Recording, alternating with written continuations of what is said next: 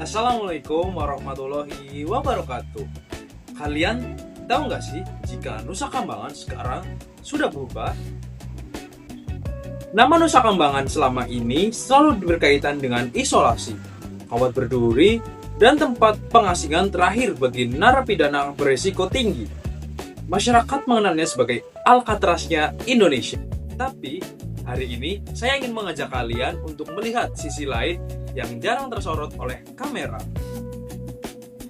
Di balik tembok-tembok kokoh itu, sedang terjadi transformasi besar dari sekedar tempat menghukum menjadi sentra kemandirian yang produktif. Halo semuanya, saya Mumtaz Ibrahimov, Taruna Tingkat 4 Politeknik Imigrasi dan Pemasyarakatan, jurusan Ilmu Masyarakatan. Video ini merupakan output bagi ujian tengah semester untuk mata kuliah Teknik Pengambilan Keputusan dengan dosen pengampu Bapak Wido Cepakawari. Kita akan membedah strategi di balik wajah baru Nusa Kambangan menggunakan kerangka berpikir Six Thinking Hats. Jadi, kenapa sih saya memilih topik dan isu ini? Ada alasan mendasar mengapa isu transformasi Nusa Kambangan menjadi sangat krusial untuk dipelajari. Sebagai taruna pemasyarakatan, kita akan melihat adanya pergeseran paradigma dari pemenjaraan yang bersifat menyiksa menuju rehabilitasi yang berfokus pada pembinaan. Nusa Kambangan bukan sekedar satu penjara. Di sana terdiri dari 13 lembaga pemasyarakatan dengan berbagai klasifikasi keamanan, mulai dari super maksimum security hingga lapas terbuka atau minimum security. Isu yang saya pilih adalah penerapan Six Thinking Hats dalam konteks sentra kemandirian dan ketahanan pangan di Pulau Nusa Kambangan. Isu ini dipilih karena menggabungkan aspek keamanan tingkat tinggi dengan aspek pemberdayaan sosial ekonomi yang sangat kompleks, menjadikannya studi kasus pengambilan keputusan yang sempurna. Sebelum kita masuk ke analisis, mari kita pahami dulu apa itu pembinaan kemandirian dan ketahanan pangan dalam konteks ini. Yang pertama ada pembinaan kemandirian. Pembinaan kemandirian adalah upaya untuk membekali warga binaan dengan keterampilan hidup atau life skill agar mereka siap untuk kembali ke masyarakat sebagai manusia yang produktif dan tidak lagi mengulangi kejahatan yang telah mereka lakukan. Yang kedua adalah ketahanan pangan. Merujuk pada pemanfaatan lahan lapas untuk produksi bahan pangan mandiri yang berkontribusi pada stok pangan nasional. Program ini merupakan arahan langsung dari Bapak Presiden Prabowo.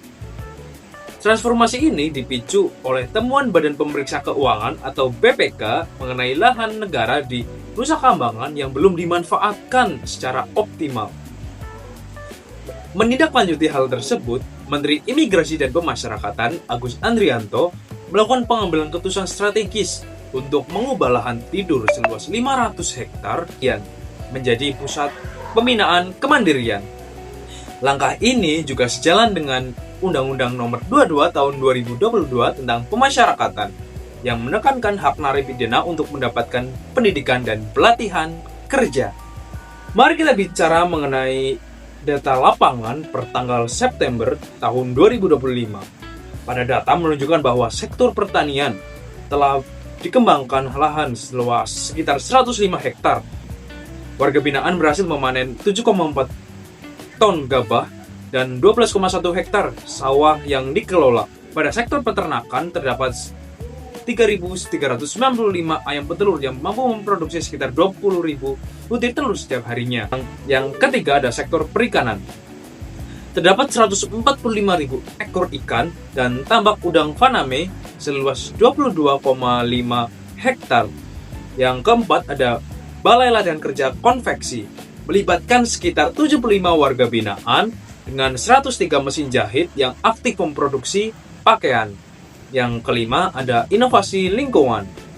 Pengelolaan sampah berkapasitas 10 ton per jam, serta produksi pupuk organik hasil kerjasama dengan Universitas Jenderal Sudirman.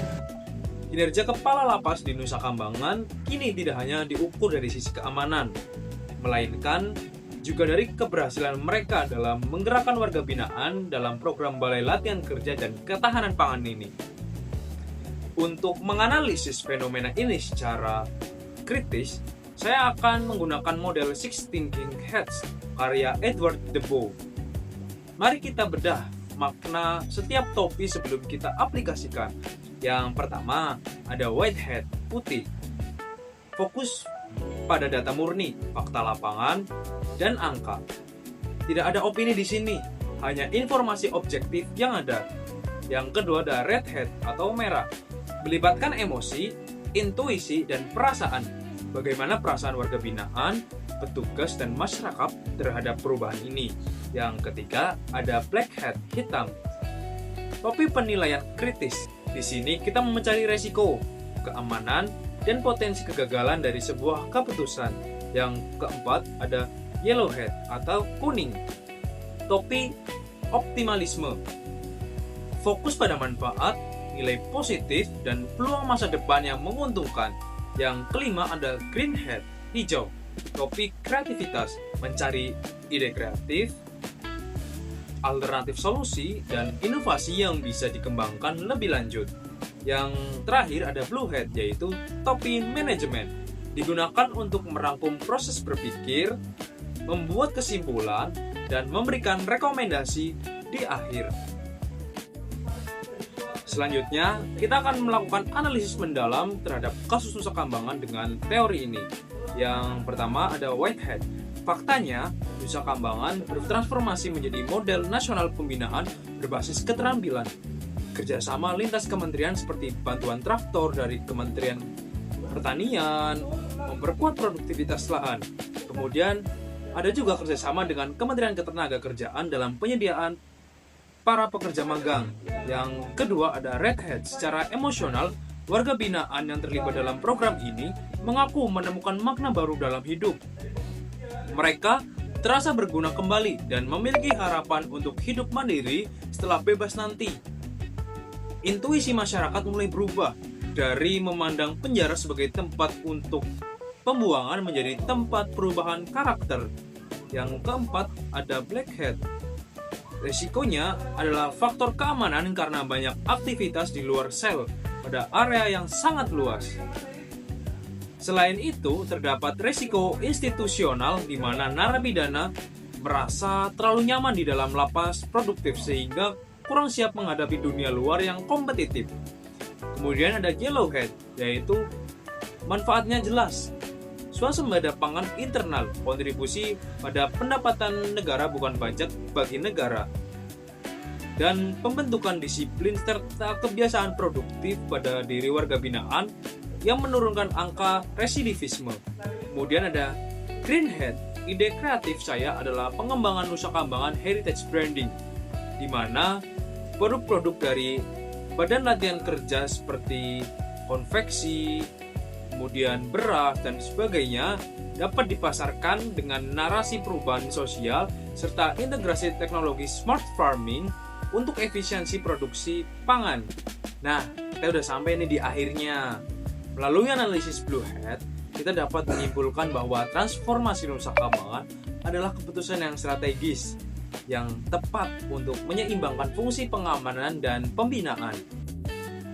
Sebagai penutup, saya akan memberikan 3 rekomendasi praktis. Yang pertama adalah kontinuitas kemitraan. Memperluas kerjasama dengan dunia industri agar alumni Balai Latihan Kerja Nusa Kambangan memiliki jalur penyerapan tenaga kerja yang pasti setelah bebas. Yang kedua ada modernisasi pengawasan. Mengimbangi kegiatan produktif di luar sel dengan teknologi pengawasan seperti GPS tracking terhadap warga binaan. Dengan cara ini kita dapat melakukan mitigasi resiko keamanan. Yang terakhir yaitu ketiga, peningkatan skala. Menjadikan Nusa Kambangan sebagai pusat riset nasional untuk pemasyarakatan berbasis kemandirian yang bisa direplika di wilayah lain. Saya, Mumtaz Ibrahimov, Taruna Tingkat 4 Politeknik Imigrasi dan Pemasyarakatan, mengakhiri analisis ini. Mari kita dukung pemasyarakatan pasti. pasti bermanfaat untuk masyarakat. Terima kasih. Wassalamualaikum warahmatullahi wabarakatuh.